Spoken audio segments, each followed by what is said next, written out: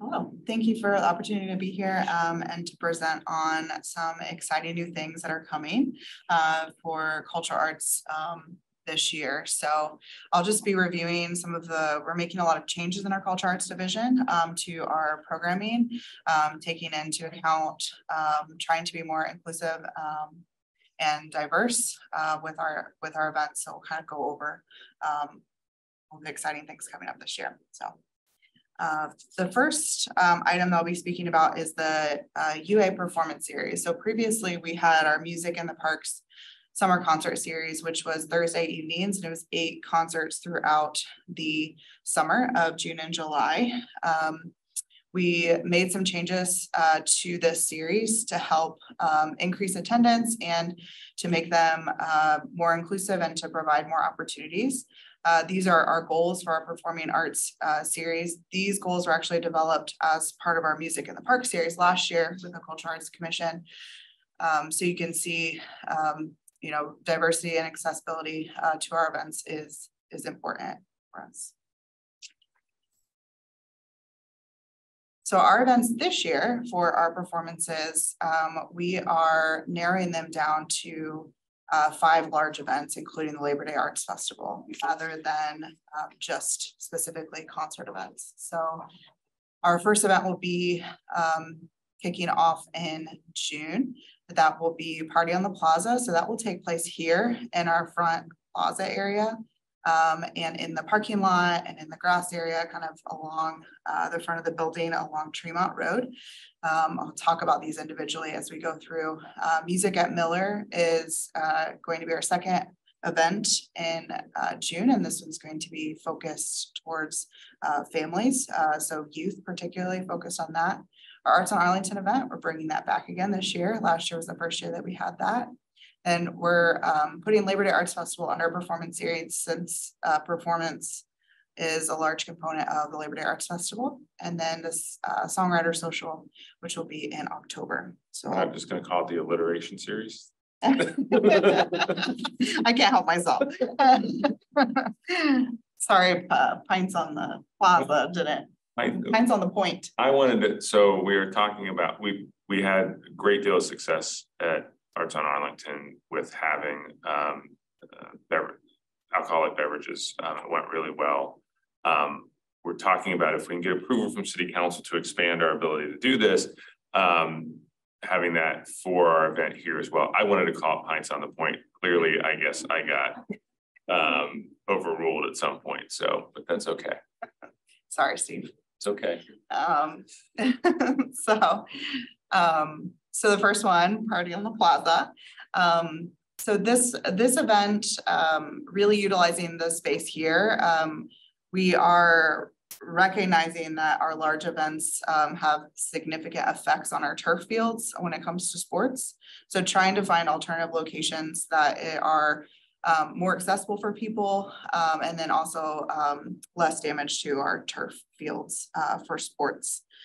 So we intentionally chose locations all throughout Upper Arlington so that we're not focusing on one, South Arlington, North Arlington. All of these events are really spread out throughout the city so that different parts of the community can access these events easily.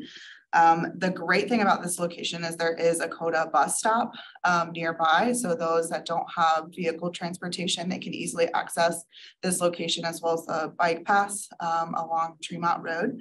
And accessibility as far as this majority of this event being on pavement. With this event, we will have the inside of the building open. So we'll have a concourse gallery display, hopefully encourage people to come in and see that exhibit in the concourse gallery and have the restrooms inside as well, which is all accessible. Hoping to have community booths at this event. So community organizations having booth space and tables to really engage with the community. And then as Steve mentioned, hopefully a beer garden area pending council approval up in the northern part there. It's just a really neat little alcove that has lots of trees and is shaded, and it'll just be a really great environment for that. We'll have 2 performances at this event. We just finalized our selection process for our performers, and I'll go through what that process looked like later in the slide. So I'm working through assigning bands to each event. So we don't know that quite yet, but we will very soon. So the next event in June is at the end of June. This will be Music at Miller. So this is a partnership with the UA Public Library. So I've been working closely with the Miller Library. So they are going to be bringing multiple activities to that event that are focused around the performing arts. The goal of this event is to really be focused on youth performances. So highlight not only performance groups that appeal to the youth, but also youth performing on the stage as well. We recognized a need for youth performance groups a need for a platform for them to perform. So we are hoping to have some younger performers perform at this event. And then the library is going to be focusing on events that involve the performing arts. So checking out books related to music. I did not know this, but you can actually check out sheet music from the library, which is cool. So they'll be offering that, and then learning about library resources. This event will also have the food trucks, community booths, and then the recreation division will be bringing their outdoor movie to this event. So at 8 o'clock, this event runs from the music runs from 6 to 8, and then the movie runs from 8 to 10. So families can stay and watch the movie. This one is very community focused, knowing that the parking is limited around this location, but it's very accessible for people in the community to walk. And then also the mallway is nearby for additional parking. Right, so Arts on Arlington, which we did last year, was the first event that we did. And this really was a trial event to see if these type of events would be more successful than just our traditional concert series. We did apply with the Ohio Parks and Recreation Association for their award, and we won first place for historical and cultural arts category. So that's really exciting. We'll be accepting that award next week for that event. So I believe there were about 15 to 20 other communities across Ohio that applied in this category. So that was a great achievement for the department. So again, this event, seeing the need to support local UA artists and also emerging artists and artisans. We didn't have an event that offered that. The Labor Day Arts Festival is really specifically established fine artists and fine crafters. So this event gives opportunities for those artists that aren't that don't fit into those categories for the Labor Day Arts Festival to be able to exhibit and display their work. And again, hoping to partner with the mallway businesses to display work in those businesses for that event. Again, this is, while parking is slightly limited, this location, it's accessible. The KOGO station is located there and different bike routes to be able to access this event. And the next event we have will be Songwriters Social. So this will take place in October. As artists have applied in the past, we've noticed that we get a lot of individual singer-songwriters that apply for our performing arts series, and there wasn't really a good fit for our previous events for them. So this really came out of that need, a need to highlight and celebrate the art of songwriting and to give an opportunity for those individual songwriters or small group performances to perform and be given a platform. So this will be held at the barn at Sunny 95 Park. We're hoping to have cocktail demonstrations and tasting along with wine tasting at this event, and have multiple performances throughout inside the barn, and then also the back area of that barn where that covered stage is. So multiple performances, and really kind of creating that, if anyone's ever been to like an open mic night where songwriters will share their music, kind of that setting, and then hopefully incorporating some engaging activities for the attendees to learn about songwriting and participate in writing songs in a fun and creative way. I'm hoping to incorporate that. And then of course, food truck vendors for that as well. So, and we have lots of performance slots for this, as there'll be shorter, multiple performances for that event, creating more opportunities. Right, so the applications and deadline, this is just digging into our process a little bit more, and trying to be more inclusive and diverse as we select performers and vendors for our events. So starting with the performers, the process for that is that performers apply. Last year we had 50 performers apply. This year we had over 150 performers apply. So we tripled our applications. So the word really got out there. We did some different marketing strategies to try to get groups to apply, and reaching out to songwriter groups, performance groups in the Columbus area, and really focusing on a lot of local performers. There's a lot of local talent here in the Columbus area. So the judges, we had over 10 judges review the performers by category. So we had 3 or 4 judges reviewing each category and scoring them on different criteria. So the criteria that the judges were scoring on were diversity. So bringing diversity to our series and appealing to a diverse group of people. And then they were also looking at engagement and following. So do they engage a crowd? Do they have a following? Will they bring people out to our events? Are they family friendly? And then is it high quality music? So those are the different categories that they were scored in. And then we averaged their scores to select our performers. So that's where we are right now. I have the scores in. It's just finding the good fit for each group of which event for each. Hoping to finalize that. Probably not going to happen by tomorrow, but that was the goal, maybe Monday for that.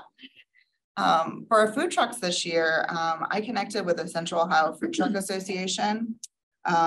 So that organization, they are a nonprofit organization, and they advocate for food truck owners and operators serving Central Ohio.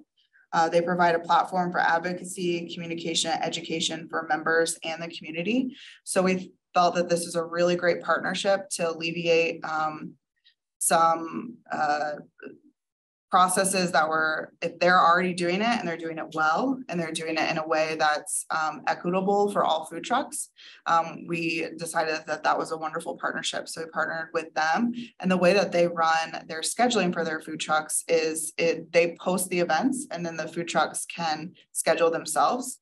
So it's a very fair process, and it kind of takes out that us picking which food truck we want at each event. And this is the first year that we're trying this, so hopefully it will be efficient. But there are over, I think there's only over 150 members of that association of food trucks. And the association will make sure that the food trucks have all of their licensing and everything that they need to be able to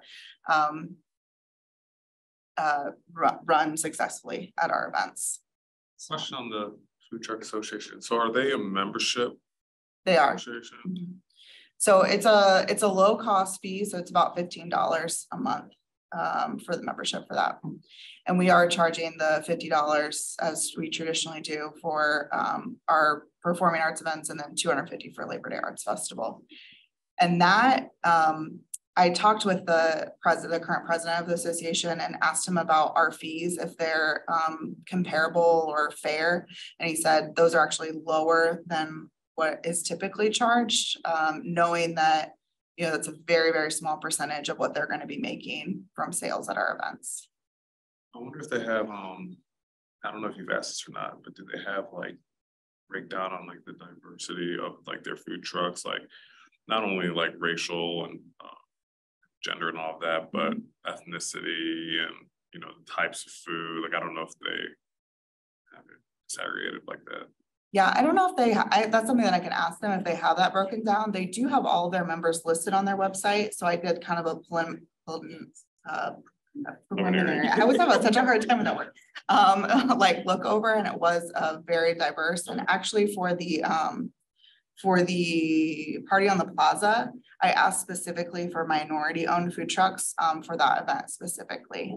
So, and you can set parameters like that to where, you know, we want, you know, something like that, or we want 4 like entree type of food trucks and we want 3 dessert, or we can kind of set that criteria. And then we also have a little bit of flexibility that once they fill up, he'll report back to me and say, these are the vendors. And then we can go back in and say, hey, this isn't as diverse as we want it. Let's switch out and get somebody else in there. So, and they'll refund. Are those applications all in? It is open. Yes. I haven't heard back from him. I'm unable to see it because he kind of handles it. So, but it is open. And I know that there are people that have filled a lot of the spots. So I'm assuming we'll report back. I'll report back to you. We have multiple events, so we just want to set up this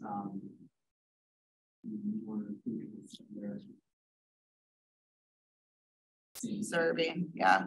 I believe I'll have to clarify on that one to see if it is or not. I believe that they can sign up for more than one, but again, we can go back in once he sends it to me. And if we see the same food truck at everyone and we want a little bit more diversity, we can say, hey, let's open this slot up for somebody else. And then he'll give a refund to that vendor and we can fill somebody else in. Good questions. So for the artists and artisan vendors for Arts on Arlington, as well as the community booths, my goal is to have those applications open by February so that nonprofits, UA-based, non-UA-based, and then for-profit organizations can apply to have booth space at our events. So you can see the price structure there. It is a little bit slightly higher for the Labor Day Arts Festival.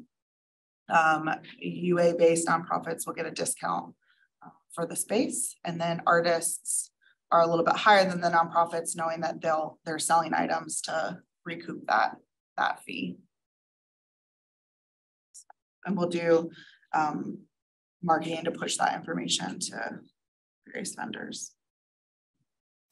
Can you give me how many spaces are each event again? Typically around 10.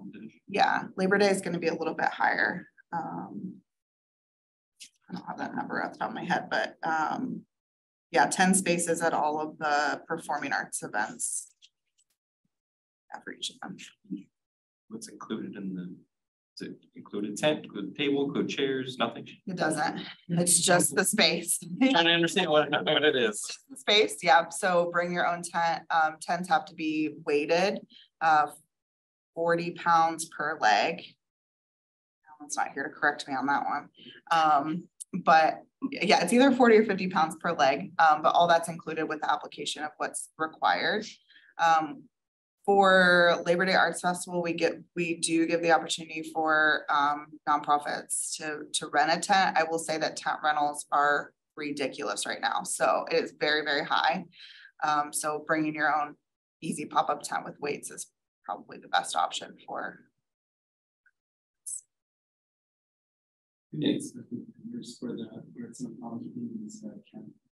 For that, there is, we're doing 10 community booths and then 10 artists and artisans with the potential to expand if we hit that. Last year we didn't hit, we were right at our capacity. We didn't go over, we didn't have to turn anybody away. But we do have the capacity to put more booths along the other side of Arlington there if we want to expand that.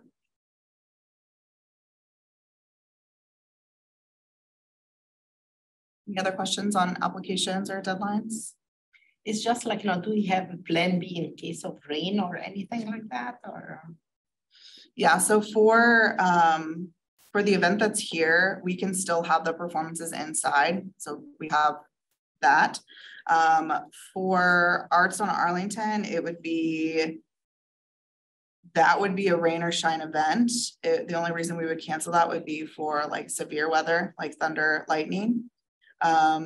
Music at Miller, most likely there's opportunities to relocate it, but I'm still kind of working through those details on that, backup plans. what we've done before for our concerts is we've moved it to the barn and we've had the concert inside at the barn. So that's always a possibility to do that. And then the singer-songwriter, that would be rain or shine for that one because we can move that indoors.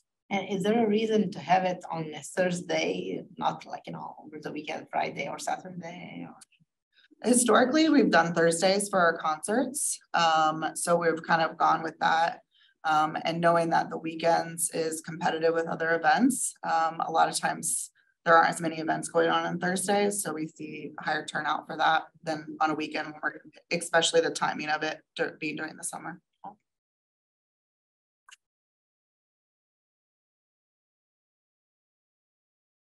So the Labor Day Arts Festival this year is, again, looking quite a bit different than it has in the past due to the renovations of Northam Park. We are looking at this being a long-term plan for the event to keep trucks, vehicles, wear and tear off of the newly renovated fields. So we try to come up with a plan that helps with that. And this also makes our event a lot more accessible for those in wheelchairs particularly, or those that have challenges walking, that this will be a lot more accessible for people rather than being in grass. It'll all be on pavement. And we have determined to extend the event this year to 8 hours rather than 6 hours to help add additional performance times, and then also extend the sales for the art vendors. A lot of this event is the setup and the tear down. So by the time you get set up, you feel like you're tearing down because it's over so quickly. So just extending that time to really create a longer event, I think is going to be received well by artists and attendees for that. And then also we're hitting that dinner time hour as well, because it will end at 6 o'clock. So if people want to grab an early dinner from the food trucks, it kind of gives them 2 meals throughout the day. So we're planning on having 15 food trucks, 120 artists, and then about 10 community booth vendor booths community booths or like sponsor type booths, businesses at this event. And 2 performance stages. So we'll have the main performance stage is actually going to be in the Tremont's lawn there up by Tremont Road. That big blue square up to the top of the map there is going to be our tent for the performances. So we'll have 5 performances this year due to the extended hours. And then in the reading garden by the library, we'll have youth performances. So youth performing, and then also performances for youth, story times, poetry, that kind of feel in that area for the youth. And then we are again partnering with the library that they will, they're planning on not opening their library, but the atrium will be open. So the inside of the library will be open, and hoping to have a student high school art exhibit again this year. We tried that last year. Unfortunately, because of the rain, the students didn't feel comfortable putting out their art, but having an indoor space, it's going to be great for that. And then having kind of a quiet space where if people need to get away from the noise and the energy outside, they can do that. And then also an air conditioned space to have during the event, that will really help with that. I heard you had really good reviews on the MC for the music last year too. Yeah, a really great MC for all of them. I got rave reviews. I heard. Yes. From the MC himself. Yeah, from the MC. Poor Steve. I was like, it was just supposed to be the first performance, and he stuck around. He did them all. They were all good, so I figured I'd stick around. It was great. You're locked in now every year. I love it. That's great. In your picture, you have something with the blue near the Bears. Like, is there something going to be there? That's going to be the, that might be changed, but we're thinking the central information tent with police and fire there. for kind of having that one-stop hub for risk management, to help with, you know, lost children, things like that. And then, you know, first aid, having that all there in the same location rather than having it spread out. The fire division will still have their, you know, Sparky's truck and all their fun, like kids activities up where, up close to Tremont School. And then the art activities will be up there by the Tremont School as well. We did get really good reviews from folks from moving the booths to the parking lot last year, and I think I think we see this as being pretty close to the permanent alignment going forward. How does the communication with the Tremont Center group? Great. For parking and everything? Yeah, the owner, Steve, I'm blanking on his name. That's it. Steve. Yeah, he was very willing to work with us and give us spots for accessible parking, and yeah, he's been great. Has there been thoughts of, because sort of recall, were buses that came down to 5 Points before the construction for like your parking? Anything from shuttling like from the school or something like that for extra parking? Yes, Wellington School will do shuttles from Wellington School, and the drop-off point will be up. Can't remember what that road is. By the Tremont Elementary School, kind of like where the stoplight is. Dotted lines, yeah. So we'll have that, and there's always we did the parking at Wellington last year. I think the year before as well, and there's always so much parking there. So we're really trying to push the shuttle use, and it really only takes 10 minutes, you know, to get around and loading on and off. It really runs pretty quickly, and we run 2 of them. So it's a really great way to get to and back from the festival. What are the areas that you Those are food trucks. Yeah, good question. Yeah, food trucks. Yeah, we tried to, we wanted to minimize the road closures as much as possible. So we couldn't put any like big tents or anything because those have to be set up the day before. So having food trucks makes it nice and easy. They arrive that morning. We are gonna close Northam just for security purposes, just past Ball Diamond 4, but then the rest of Northam will be open. We'll probably have reserved parking for vendors on Northam, but that will be open up until Ball Diamond 4. So we all knew. That's usually the whole street shut down. Is closed. Mm-hmm. I think it's great. It's mostly on pavement. Yeah. Especially this last year when the weather. Yeah. Yeah. Yeah, it makes it more that last year we most likely, if it would have been in the grass, we most likely would have canceled the event, which would have been pretty devastating. So having it in a place where, you know, unless there's a major storm that comes through, we'll be able to move forward with the event, rain or shine. So the field will be dirt next year, so it will be under construction. It will probably literally be dirt and grassy by that point.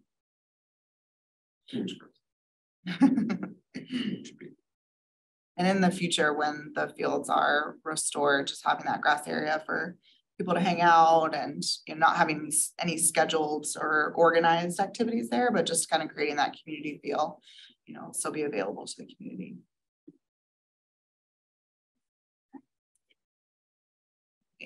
So with the Labor Day Arts Festival, we've developed an emerging artist program. This has been a lot of work and really exciting to create opportunities for artists that are emerging, so that aren't as experienced as those artists that have been in festivals and on the festival circuit for years and years and years and have all of the equipment. So this is creating more equitable opportunities for artists. So we're going to have 5 spaces available. We actually have our applications currently open. So emerging artists apply with the rest of the artists that are applying to the show. Our applications are open through February 10th. So we have couple more weeks of the applications being open. They do get 50% off their application fee. The application fee to apply is typically $30. So their fee will only be $15 to apply. And then we are providing them with a 10 by 10 tent and space at a reduced cost of $75. So that's a 50% discount than what traditional artists would pay to participate. We currently have, I believe, last time I checked, there were about 4 or 5 emerging artists that have applied so far. So they will go through the same process that all the other artists go through as far as the jury. So the jury will review the emerging artists. However, they're just going to score them in their own category. So we'll take the top scores from that category. So they won't be competing with the other categories of vendors for this event. This will be open to Franklin County residents and Franklin County students. So if they're a student at CCAD, for example, or Ohio State, then they'll be able to participate in the event. And then typically for artists, when they apply, they provide 3 images of their artwork and then an image of their booth space. Knowing that these emerging artists have not exhibited before, we don't require a booth space image. So they just provide 4 images of their artwork to exhibit. And then these artists, as part of the educational component to help them learn about how to grow their careers as artists, either in festivals or in other opportunities, we have created an arts and craft entrepreneurship workshop series in partnership with the UA Library. So I'll talk about that on the next slide. So this series is a completely free series to the community, and we're really hoping to get a lot of attendance for this. We have capacity of up to about 60 to 70 that can attend each of these series. So these will start in March 4th, I believe, is the first one. It's on a Saturday mornings, about an 1.5 to 2 hour workshops on different topics like writing an artist statement, photographing your artwork, how to create a brand and post on social media, general FAQs in entrepreneurship, like, do I have to pay sales tax and how do I do that? And what license do I need? And all those kind of questions will be covered in there. And then pricing your work. And the last one will be Rebecca Ray and Matt Hubbard. They run the Emerging Artist Program for City of Columbus. They live just outside of Upper Arlington, so they live very close. So they're helping us run that last workshop and talking about your booth space and how do you design a booth space that's appealing for people to come in and want to purchase your artwork, and doing that in a low cost way. So they'll be talking about that. So volunteer or are they funded?